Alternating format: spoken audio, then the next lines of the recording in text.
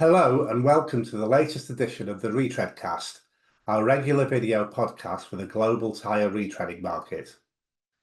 At the end of August, the Trade Remedies Authority in the UK, part of the UK government, announced following two transition reviews into anti-dumping and countervailing measures on truck and bus tyres imported from China that it would be recommending increasing the import duties paid by the majority of Chinese tyre exporters in an effort to protect the UK's tyre retreading industry.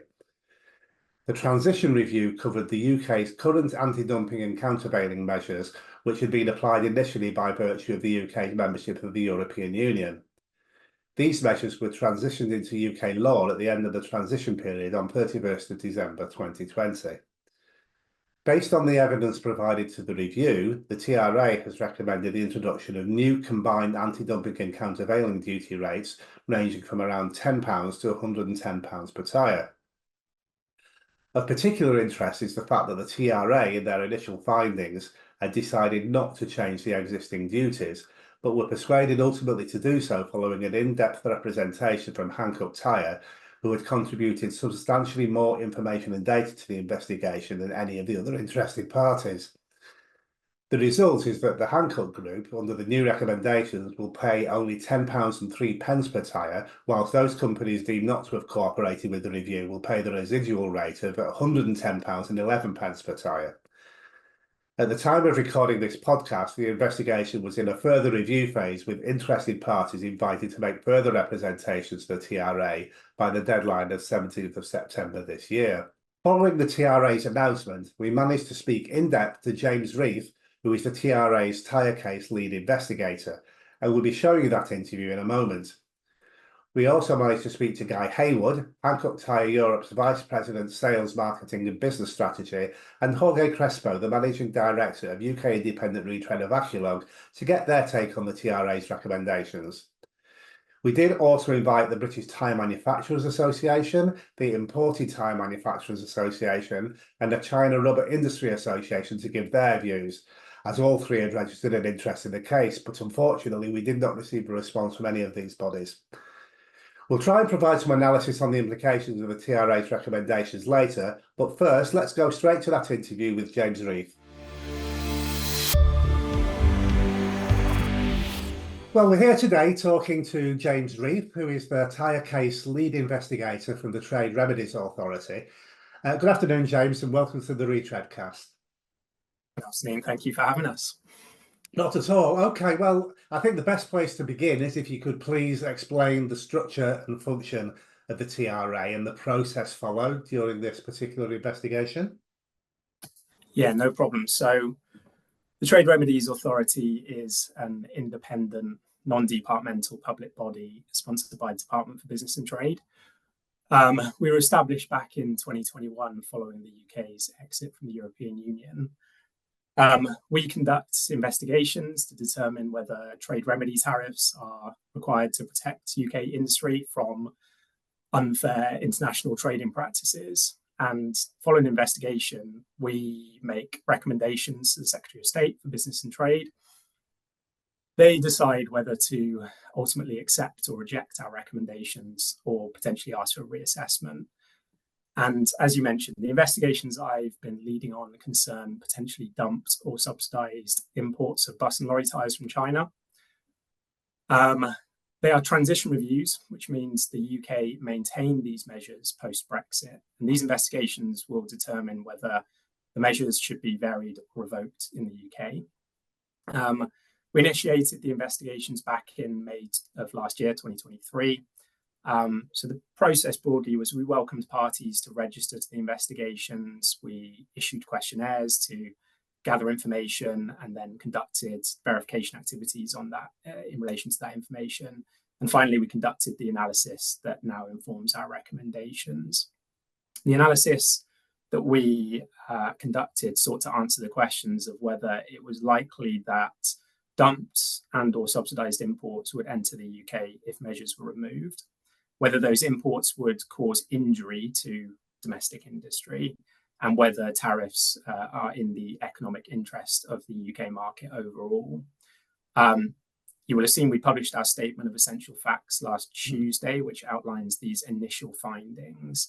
And what we're doing now is we're welcoming comments and submissions on those findings in the next couple of weeks before we prepare our final recommendation, which will go to Secretary of State.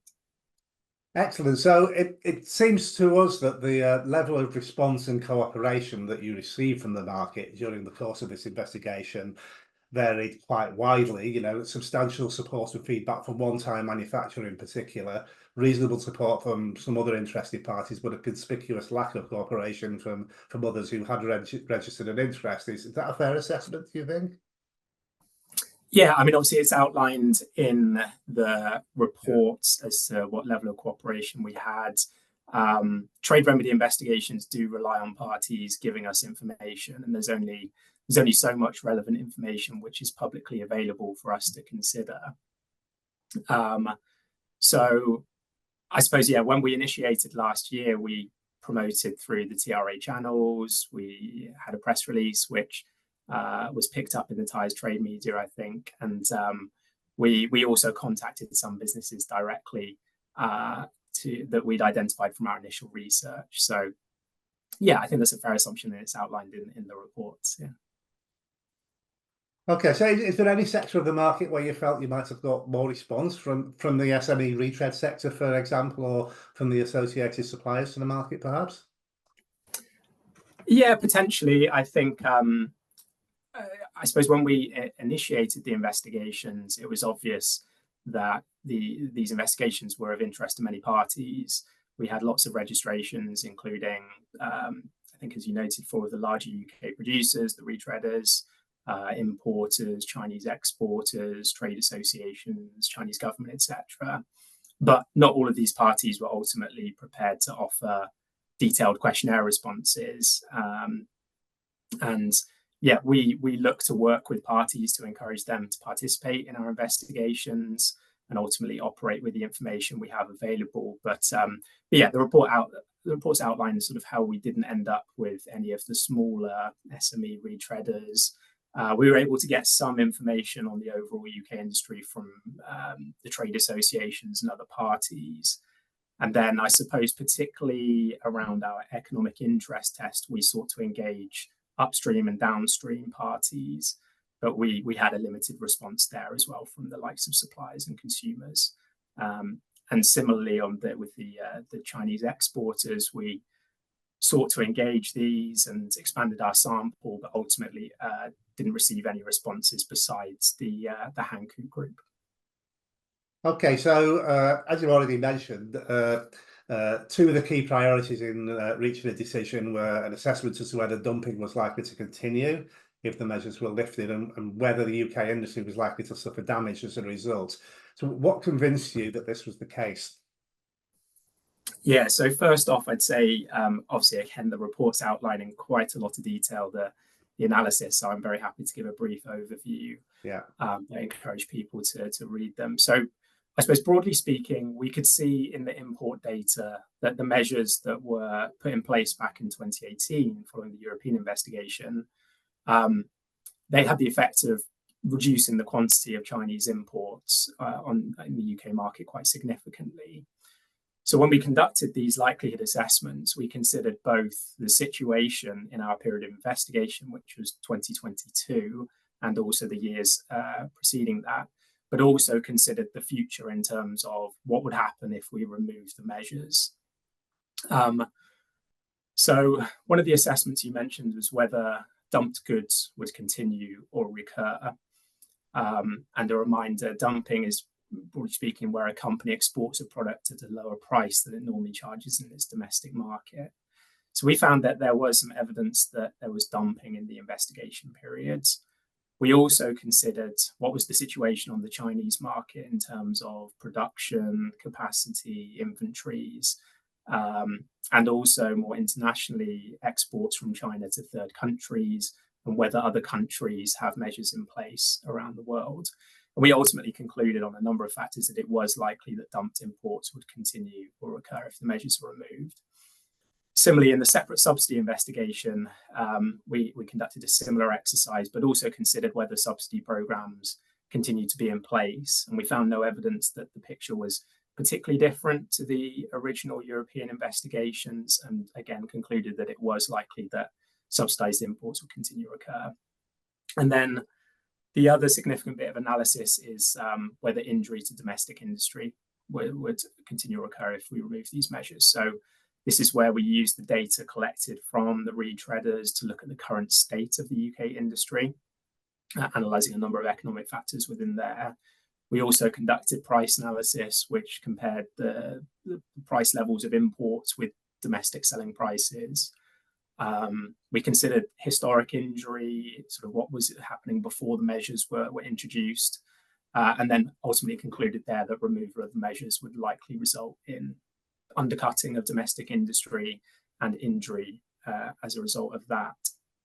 So all of these bits of analysis, coupled with our economic interest tests, resulted in our initial findings suggesting we keep the tariffs in place at varied levels to protect domestic industry. Okay, so what persuaded you to change your original decision not to recalculate the tariffs? So yeah, the domestic legislation that underpins our investigations is clear that the TRA may consider recalculating duties in transition reviews we were conducting here.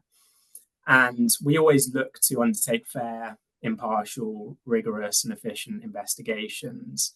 And we considered all the data we had available. We concluded after verification activities and after we had explored various options, after we considered all this, we ultimately felt it was right to recalculate the duties on these cases. But again, as a reminder, parties can comment on these initial findings, which are outlined in the CEF reports, and we'll consider those before we make our final recommendations, Secretary of State. Okay, so yeah, that was my next question actually, that if you could just outline the process, because I'm sure there'll be one or two people or entities out there that will want to make some comments on your decision so far. 100%, and we welcome that both from parties that are already registered to the investigations, but also parties that have not yet registered are still able to come forward and make submissions and comment. So parties are invited to comment on our findings by making submissions through the TRA's online platform, which again you can find details of on our website and through our reports. The case team can also be contacted via email. We've listed the email addresses in the reports as well. So if there's any initial inquiries, they can come through there. The deadline for comments is 17th of September. And as I mentioned, yeah, not limited to parties currently registered. We'd welcome comments and we'll seek to respond to those in our final recommendation before that goes up to Secretary of State. Okay, so what would you say that the timescale for the the eventual implementation of the final decision is likely to be? Yeah, so obviously we've got a couple of weeks until that comment deadline. And as I mentioned before, as an independent arm's length body, we submit our final recommendation to the Secretary of State, and they ultimately make that final decision. So we will submit that final recommendation once the comment window has closed and we've had time to address the comments and prepare the report in the next couple of months. And then current timelines, we would hope that by January 2025, our final recommendation is published and Secretary of State has made their decision, but that is subject to change depending on various factors. So we hope it can go through in good time. Okay, brilliant. Well, thanks very much for your input, James, and we look forward to seeing the final results and the implementation of your decision. Great, thank you very much. So, having spoken to James Reith about the investigation, we then wanted to find out more about the market's reaction to the TRA's recommendations. So we spoke to Heywood at Hankook and Jorge Crespo at Vaculug to gauge their reaction. Hankook, of course, is a major premium brand new tyre manufacturer, but also a major importer of tyres manufactured in China and a well-known supporter of the retreading sector. Vaculug, as well as being the UK's largest independent retreader, also imports new tyres from China. The first thing we wanted to know from Guy and Jorge was, now that they'd had a chance to digest the contents of the TRA's findings, what were their first thoughts as to its contents and implications?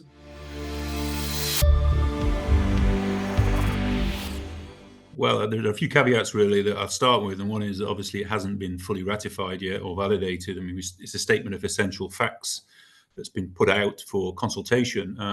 On first view, it looks positive, I would say. I think you know my background, David. I've been quite heavily involved in the retread industry and tyre manufacturing and the mobility industry for 30 years now, and I was quite heavily involved even back in 2015, 2016, when there was a lot of talk around Europe about imposition of the first tariffs. I participated in the Ernst & Young Social Economic Impact of the Retread Industry report back in 2016. And back then, we knew that there was quite a significant negative effect coming from what we called single-use budget tyres, predominantly coming from China back then. They were considered to be, and I think it was proven to be, a pretty bad deal, for fleets, because the actual performance of those tyres was substandard in comparison with a good quality retreads and the other new tyres in the marketplace. Bad deal for the environment as well. We all know the benefits of retreading and in comparison to a single-use tyre in terms of material reuse and also less use of energy, less use of creation of CO2 in the production of the tyres, less use of water, etc. So for the environment, it was a pretty bad deal. And also it was a bad deal for the overall economy, whether it's the UK or the European economy, because back then, I think I remember the overall revenue from retreading was of the order of 1.2, 1.4 billion euros across Europe. It had seen quite a significant reduction because of those single-use tyres. I think we'd seen something like a 20% reduction in the overall retread market in just 5 years, up to around 2015. That meant that we'd lost a lot of jobs. It was something like 6,000 jobs that we'd lost from the industry, and we still had around 20,000 direct jobs and something like 40,000 indirect jobs. So it's a big industry, and it was a pretty bad deal for the economy for that reason. So it was overall a bad deal that we were getting from these single-use tyres, and it was the right thing to try and protect elements of the marketplace from what was, quite frankly, unfair competition, and also the imposition of products that were a pretty bad deal for all of the stakeholders in the industry. So I think back then I was very supportive of the idea. I think even today, if I was speaking individually or if I was speaking on behalf of Hankook, we would say we don't have any arguments against the idea that we should try to protect ourselves from people that are selling tyres at prices which are economically impossible, or people who are selling tyres in our marketplace which are a compromise for the industry in terms of the performance, the environmental aspects, and also for the actual fleets themselves in terms of the actual on-road performance and the impact they have on the economy through jobs. So saying all of that, I think broadly it's a step in the right direction. We're still waiting for some more facts from TRA in terms of exactly how they've gone about the calculation of the two elements of the duties. They've got the anti-dumping duty and countervailing duty elements, and we're quite interested to understand exactly how they've calculated that, because we do still see Hankook new tyres attracting an anti-dumping duty, when if you understand what anti-dumping is all about, it's about stopping people from selling tyres at below economic cost or tyres which are subsidised in some way. And I can say categorically that there's no way that we're selling tyres in the UK market or across Europe at below production cost. In fact, we're selling at premium price levels, sell in and sell out. So that's a bit of a question mark in my mind, is to say, exactly how have they gone about calculating that. So that's a point for us internally, and we'll look at that. And I think we have till about the 17th of this month to come back with any concerns we might have. And then I guess we'll see the whole thing finalised, validated. And I think the deployment date is January of next year. So a bit of time really before we see it all wash out. But I would say it's a step in the right direction, a positive step. And we in Hankook would support the idea that we should protect ourselves from those compromised tyres that we've seen in the past and we see in the market here today. The timeline and the time frame is still inconclusive, in the sense that the investigations and the work starting, I believe it was on the 23rd of October 2023, and effectively now it's been a year. There's been some recommendations by the Trade Remedies Authority, but there's no detail in terms of the timelines when this is going to be implemented, if it's going to be implemented.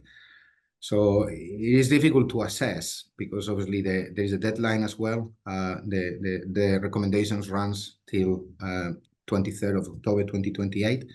It's been a year, so originally it was supposed to be 5 years whenever the implementations were supposed to be implemented started, but we've already run the first year, and potentially could be another year, and so it is difficult to assess. Obviously, the recommendations are what they are. It's quite in-depth document. So we've gone through the recommendations. I think the Trade Remedies Authority is kind of done a very thorough process and research into the issue. So arguably, we believe they come to a conclusion that is the best for the industry and the UK industry. Not only the retreader industry, but the Tyre industry and particularly the truck Tyre industry in general.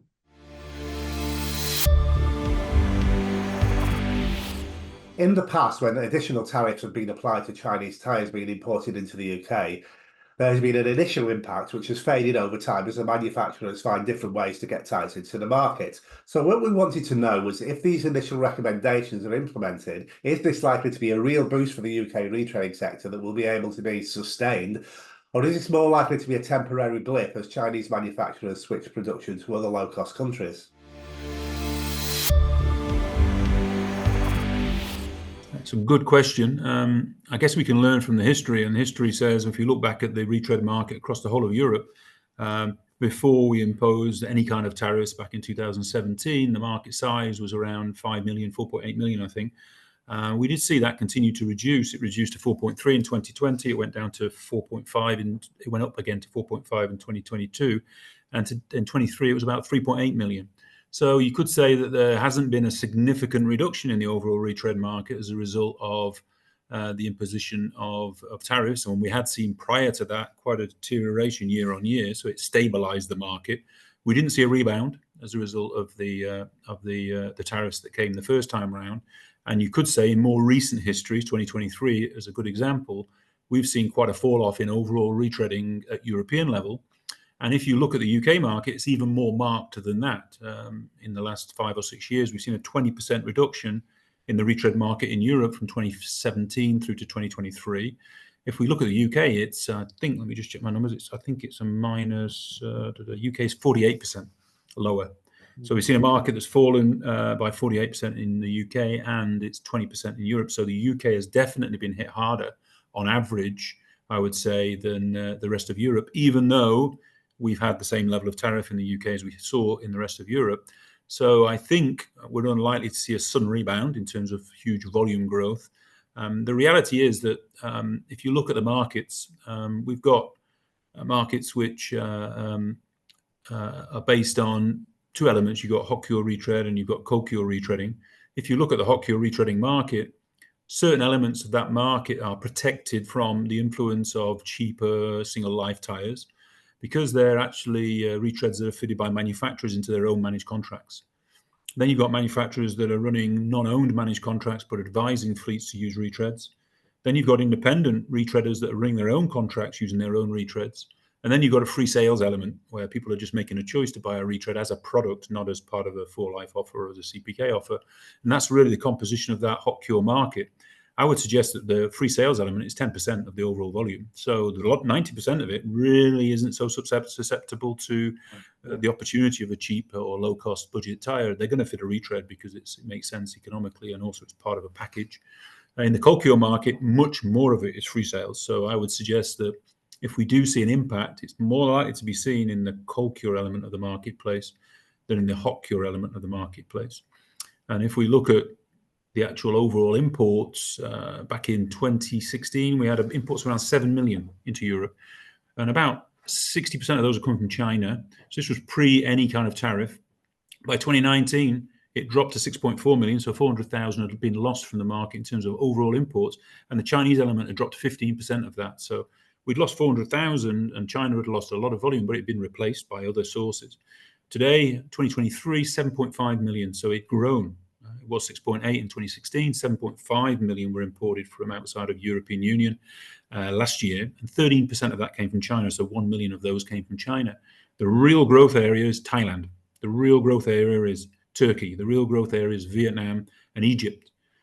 those marketplaces have recovered and replaced a lot of what we've seen not coming out of China. So if we think that by putting tariffs on China alone means that we will stop the import into the European Union and UK of low-cost single life tires, I think we're mistaking it ourselves.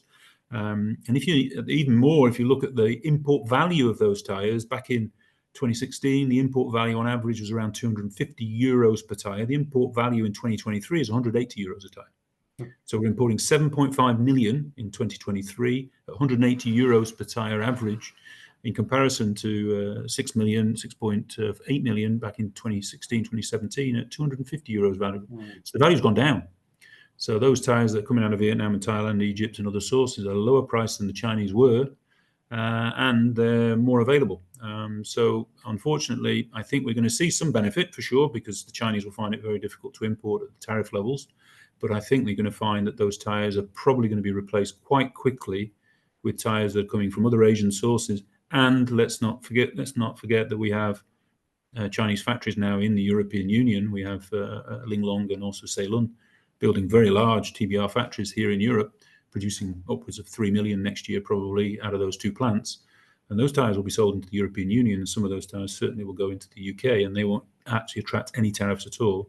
And they won't be affected by shipping costs either. That is obviously one of the more challenging elements of importing tires from Asia today. So my expectation is, yes, it's a good step in the right direction. I think we'll see some rebound in some elements of the retread market, but it'll probably be quite short-lived, which is what we've seen really with the original tariffs that were imported back in 2017-18.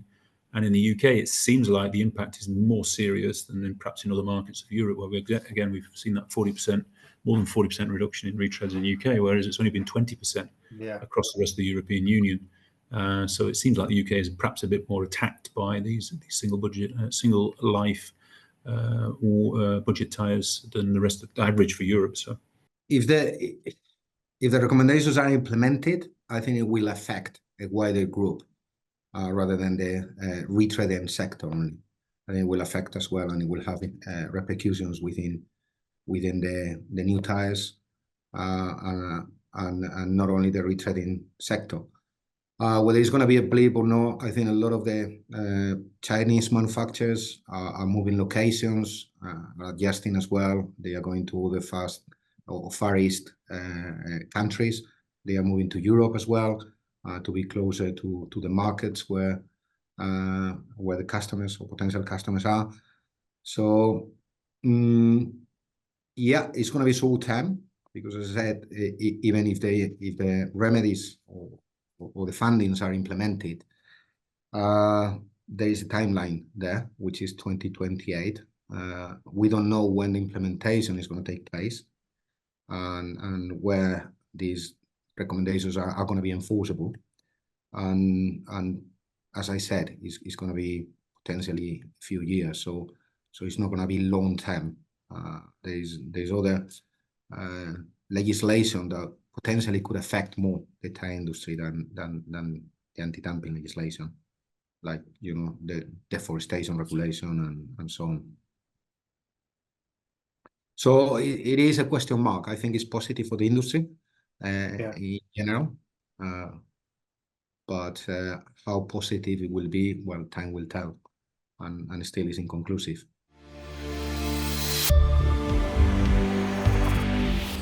It had not escaped our attention that although the UK's biggest molecule retreaders responded to the review, smaller independents and the precure sector were not represented at all, at least not openly. So my next question to Guy and Jorge was, what were their views on the level of response to the investigation from the rest of the independent retreading sector? Recently at one of the conferences looking at retreading, and the question was really around, do we think that tariffs are going to help the retread industry in the short, medium and long term?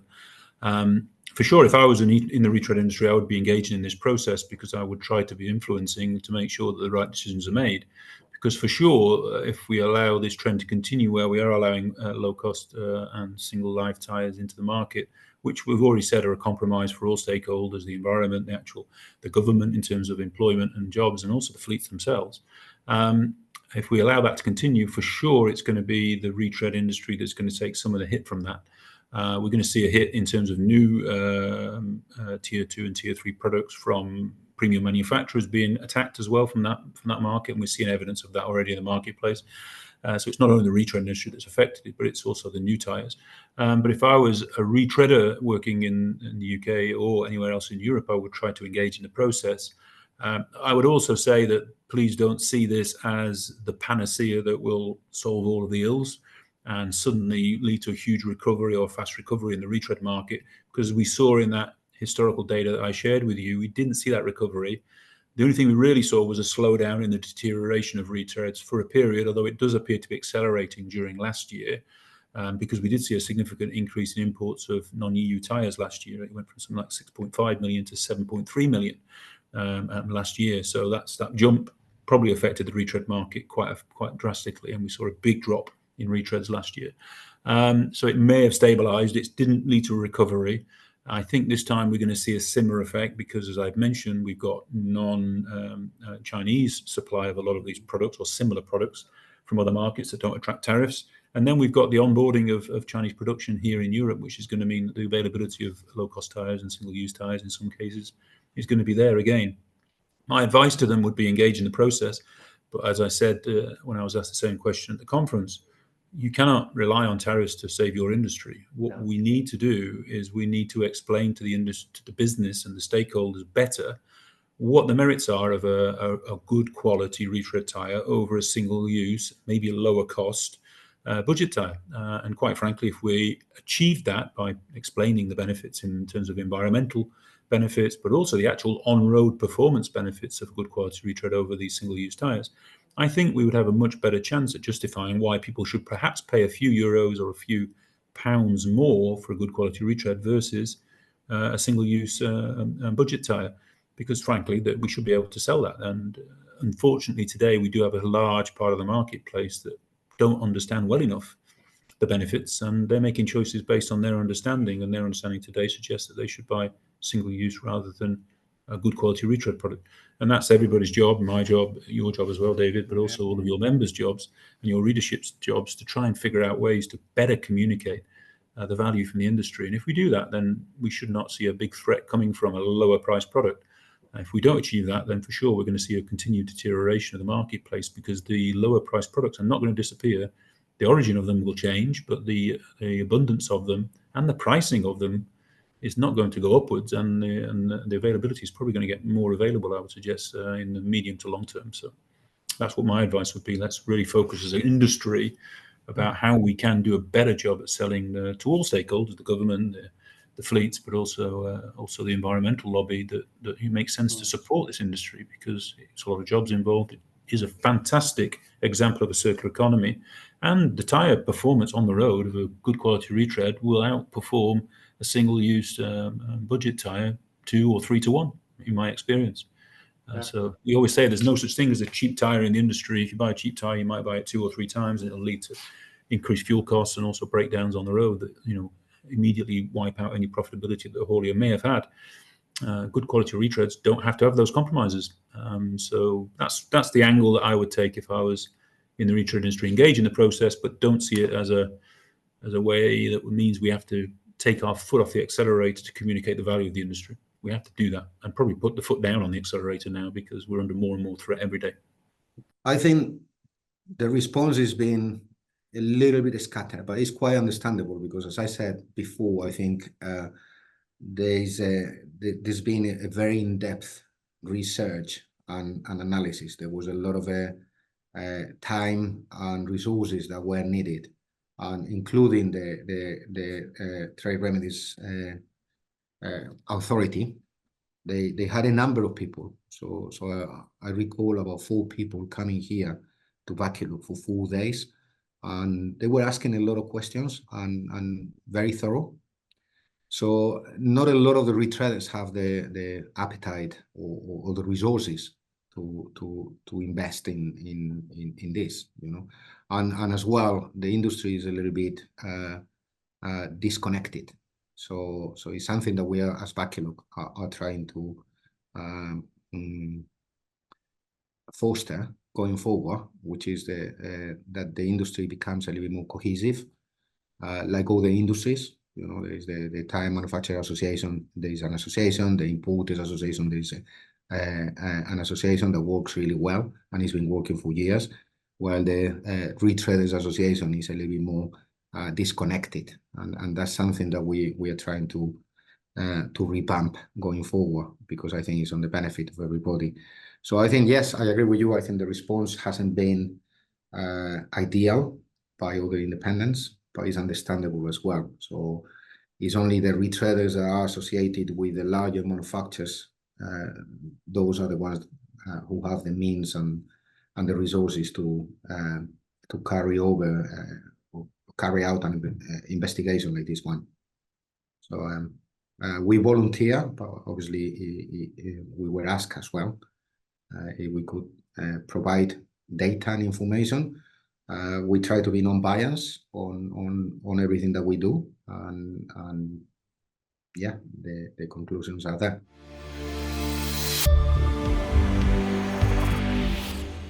We were also interested in finding out what the relative impact of the findings will be on larger retreaders compared to smaller independent retreaders, and on retreaders focusing on premium retreaders compared to those operating at the more budget end of the market. If you look at the hot cure market, my estimation is that probably if we had 100% of all of the hot cure sales in Europe, 45% of those are makers, so manufacturers like Hankook, like Michelin, like Bridgestone. They're putting their own hot cure retread products on their own contracts to try and reduce the cost per kilometre so that they can make money when they charge a customer a fee per kilometre. That's because the manufacturers, who are tyre experts, understand the benefit of retreads. We understand that the tyre is no compromise on performance, and it gives good mileage for a lower cost of production, and it means that we can reuse a lot of materials. So all those arguments I just mentioned about the value of retread, we understand it very well. Otherwise, we wouldn't be using them. We wouldn't try and get 50% retreads on our fleet business if it didn't make sense. It makes a lot of sense, and that's why we do it. It's also why we pressurize and why we regroove and all those other things that we talk about in the industry all the time. So we're not fools, and we do it. So about 45% of the 100 would be manufacturers themselves fitting those retreads. 30% of the 100, I think, would be manufacturers advising their customers through partnerships to say you really need to manage and extract all the value out of your tyres, and the way you do that is by regrooving and retreading. And we always advocate in Hankook that they should be retreading around 40% to 50% of all of their tyres and putting them on the appropriate axles. So you should be buying 50 or 55% new tyres and up to 45 or 50% retread tyres. That's what we advise our customers to do. And a lot of them are doing that, and they're buying into that hot cure retread market. So 30% are those kind of customers. Then you've got probably about 15%, which are other retread manufacturers' contracted business. You've got some great examples in the UK with Banvolk and Vaculug, who have their own retread company, and they have their own fleet management company. And they're using those hot cure retreads in those fleet management contracts for the same reason that Michelin and Hankook are using those in our own contracts, because we know it's the cheapest way to run a contract. So again, that is quite secure business because they're doing it for the economic reasons. They understand the business very well. So we only have probably 10% left, which is somebody saying, I'm buying that retread because I think it's a product I recognize and it's in my budget range, and I'm buying it as a product and I'm putting it on axles as a product. That element of the market, you could say, is the most susceptible, because if they see a new tyre, which may be even lower price, it might look quite attractive. I'm buying a retread tyre, or I can buy a new tyre for less money. It makes sense perhaps to buy the new one. That's where we're at risk. So in the hot cure market, you've probably got 10% of the European volume that could be at risk because it's a product. If you look in the cold cure market, we do have cold cure used on CPK contracts by some premium manufacturers, but predominantly independent manufacturers. And the other independent retreaders are using some cold cure in their CPK contracts, but it's a far smaller element of the market than we see in the hot cure market. So probably 70, 80, even 90% of the volume we see in Europe is a product sale, where they're buying it as the tyre as a product. So I buy this tyre and I fit it to my axles because it's a tyre I recognise and I think I get reasonable performance. But you can imagine if they have an alternative, which is a new tyre at a lower price, probably, then that's quite attractive for those kinds of customers, which is why historically we have seen more of a hit in the colder cure segment than the hot cure segment across Europe when we see single-use, low-cost or low-priced products entering the marketplace. So that's how I see the market. So if you are producing cold cure as a product and selling it as a product, my expectation is for the last several years, you've probably been finding it more and more difficult to access the market. You've probably been having to find ways to reduce the cost of your manufacturer because you have to be more competitive on price with what is available in the market, which is very, very cheap single-use tires. And that's probably led to a situation where the margin opportunity is very, very feeble in those kinds of companies. And we all know in the retread industry, we have a tsunami of legislation that we have to comply with. And it's not stopping. We have EDR coming, we have retread tire labeling coming, we have a whole load of other legislation in the UK market coming out of the new government, which is likely to add quite a lot of complexity around labour laws. That all costs money. And to be able to cope with that and operate with very, very thin margins is putting huge pressure on those individuals. So they're the guys I would say are under most pressure today. I feel for them because their product performance justifies a higher price than a single-use product, a new product in the marketplace. But we failed as an industry in trying to educate people about what the real value is of those cold cure products. A good cold cure product will outperform a single-use budget tire, and you have obviously the extra arguments of the environmental benefits of using that product as well. So, but if we fail in the presentation of that and the communication of that, then consumers will make a choice based on what they know. And if they don't know about those arguments, they're going to make a choice based on price and brand recognition. And that means that we'll probably find the cold cure market and some of those independent retailers will find it more and more difficult to sell their products. I think the retail industry is become more difficult over the years because obviously there is inputs of new tires that are coming to the market that are substantially more competitive than retail tires. And we've seen how a lot of companies have disappeared over the years, but not only in the UK, I think across Europe. Yeah. I think the impact is going to be the same for everybody, and it's going to be going beyond what maybe we think. So potentially this is going to be the impact for us as Vaculug, the largest independent in the UK, to a smaller independent is going to be equal. They are competing on the same marketplace. If these remedies or measures are implemented, I think they will have the same opportunities that we have. So I cannot see why this is going to affect them less than it will affect a retreader that is associated with a larger premium manufacturer.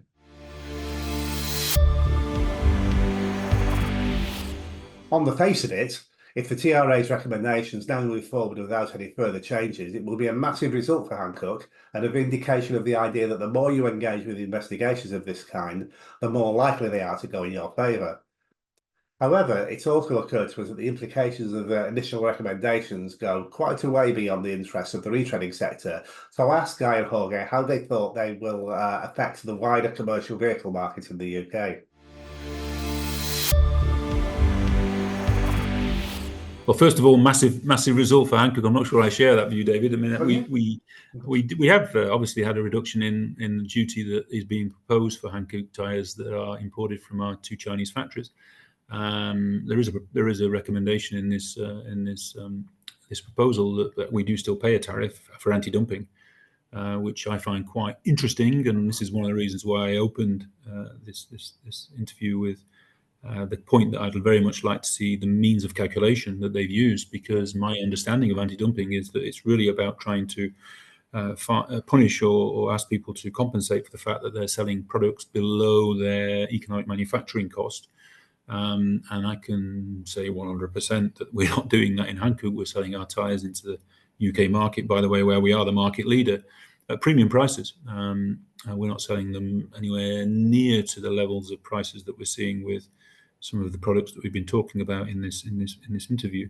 So I'm interested to know more about that, because I really don't understand why we would be subject to any kind of anti-dumping tariff, because we really I don't feel like we are selling tyres below economic production cost or with any kind of unfair subsidy. So we want to understand the calculation. But yeah, I would say that if we look at the potential impact for the whole industry, We, as a manufacturer, we're targeting growth still. We're already the market leader in the UK market, but we're targeting growth across the whole of Europe, and we're targeting growth in the UK market, not only for Hankook brand, but also for AlphaTread. So we are investing in our AlphaTread volumes. We've got our manufacturing partner, Vaculug, in the UK, who are increasing the production of AlphaTread for us today. That product is being sold in the UK.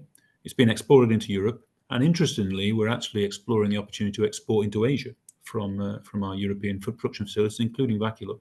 So quite ironically, we might be sending product in the opposite direction from our European manufacturing facilities.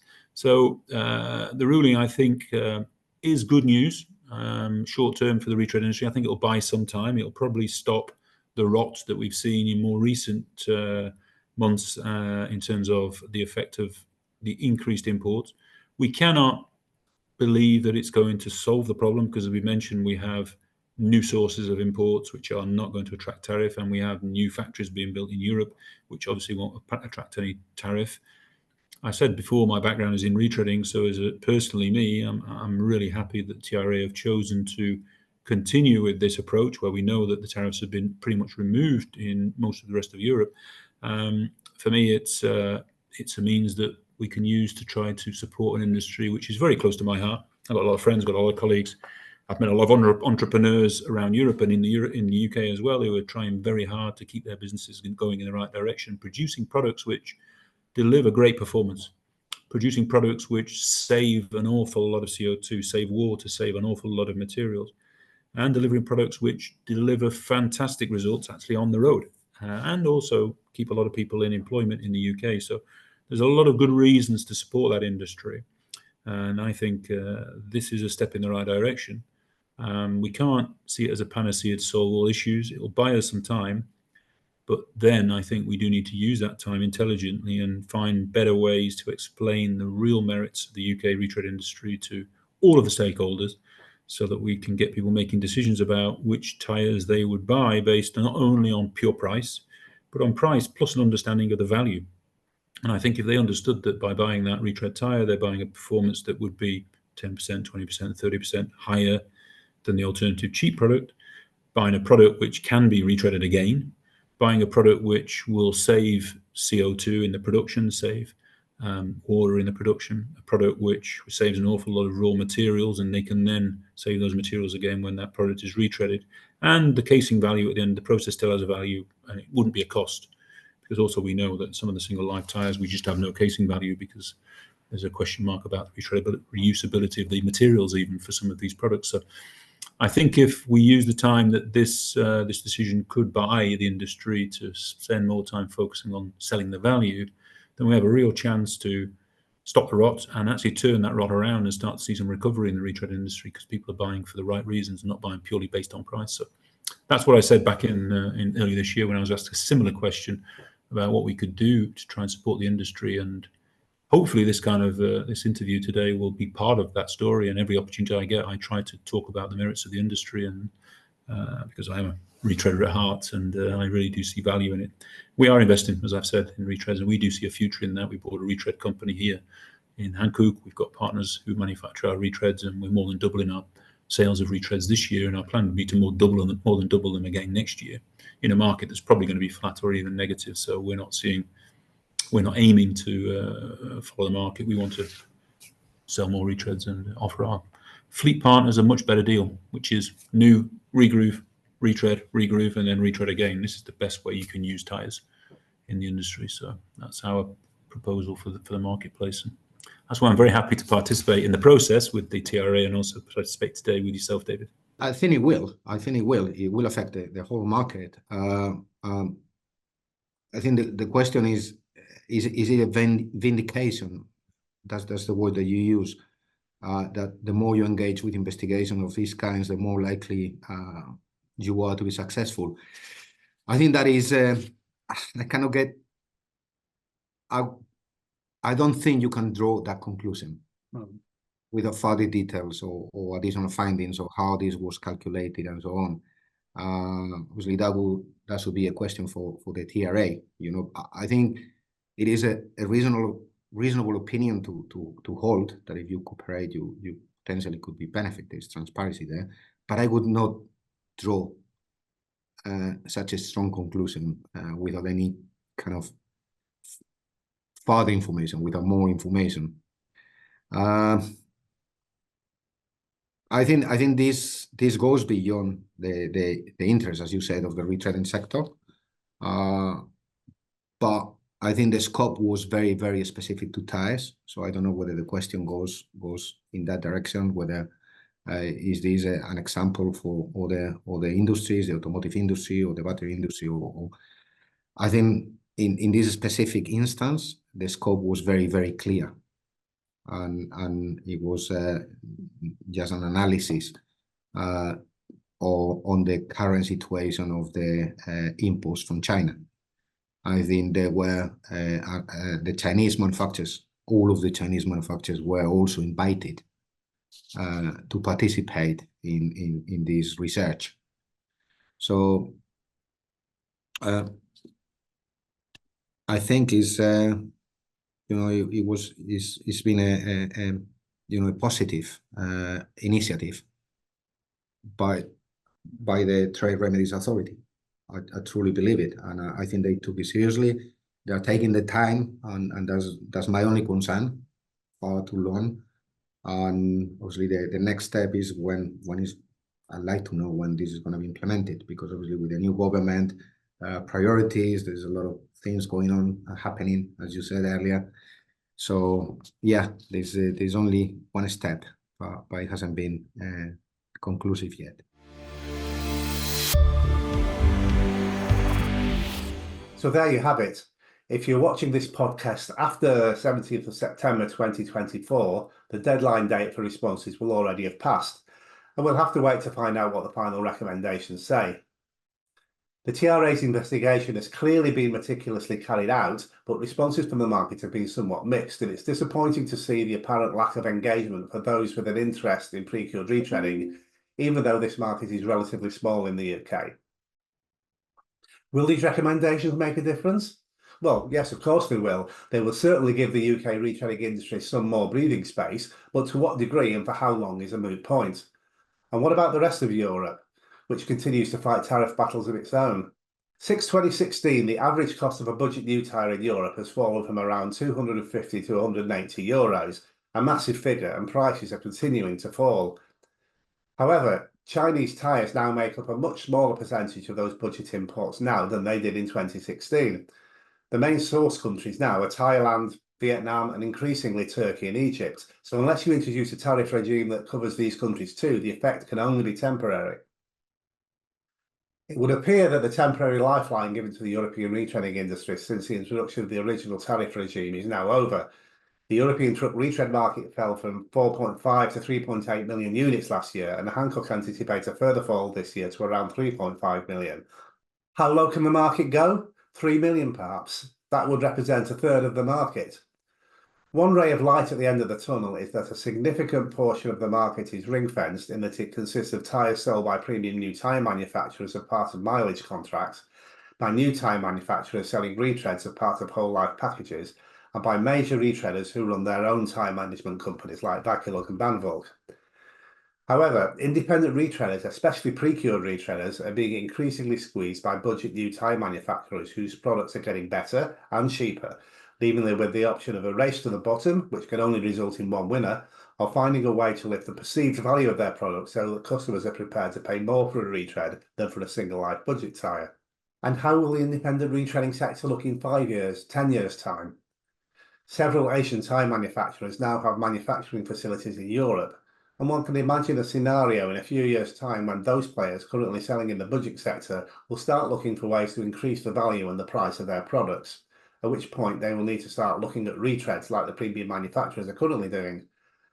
At that point, there may once again be opportunities for independent retreaders working in conjunction with manufacturers, or alternatively, we might see some of these manufacturers looking to acquire retreading facilities of their own. In the meantime, the good work being carried out on behalf of the retreading industry by agencies such as the Azur network in Germany cannot be increased quickly enough. That leaves us with plenty of food for thought. Many thanks for watching this special edition of the Retreadcast. We hope you've enjoyed it and hope you'll join us for another episode soon. And still then, stay safe.